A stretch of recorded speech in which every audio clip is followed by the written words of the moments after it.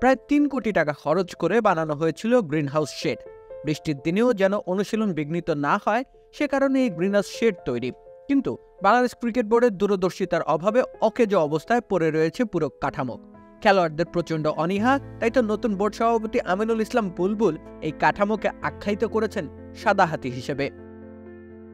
প্রথমত ওই শেডের নিচে প্রচণ্ড গরম পরিবেশ সৃষ্টি হয়, রীতিমতো দম বন্ধ হয়ে যাওয়ার উপক্রম। কেননা স্রেফ একটা পাশ দিয়ে বাতাস প্রবাহিত হয়, বাকি দিকগুলোতে বাধা হয়ে দাঁড়িয়ে আছে একাডেমি মাঠের দেয়াল।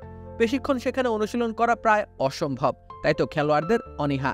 তাছাড়া গ্রিনহাউস শেডের নিচে থাকা উইকেটগুলোও মানসম্মত নয়। অতিরিক্ত আর্দ্র পরিবেশের কারণে উইকেট বিরূপ আচরণ করে, গুড লেন্থের বল হুটহাট লাফিয়ে ওঠে কিংবা নিচু হয়ে যায়। চোট আক্রান্ত হওয়ার সম্ভাবনা তাতে বেড়ে যায় কয়েক গুণ।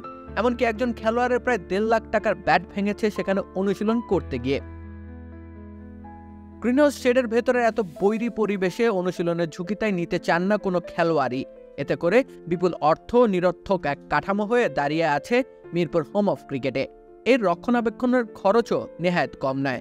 যেহেতু সরাসরি সূর্যালোক পৌঁছায় না, সেহেতু উইকেটগুলো শুকনো রাখাও বেশ কষ্টসাধ্য। এর উপর তা আবার ঢেকে রাখা হয়, তাতে করে আরও বেশি বিরূপ রূপ ধারণ করছে উইকেটগুলো। মূলত অস্ট্রেলিয়া ও নিউজিল্যান্ডের মতো কন্ডিশনে এমন গ্রিনহাউস শেড দেখা যায়, তবে এতটা বদ্ধ পরিবেশে তৈরি করা হয় না সেখানে। জায়গার অভাবে মিরপুরে এমন অপরিকল্পিত কাঠামো গড়ে তোলা স্রেফ অপচয় ছাড়া ভিন্ন কিছু নয়। রাকিব হোসেন রুম্মান, খেলা ৭১।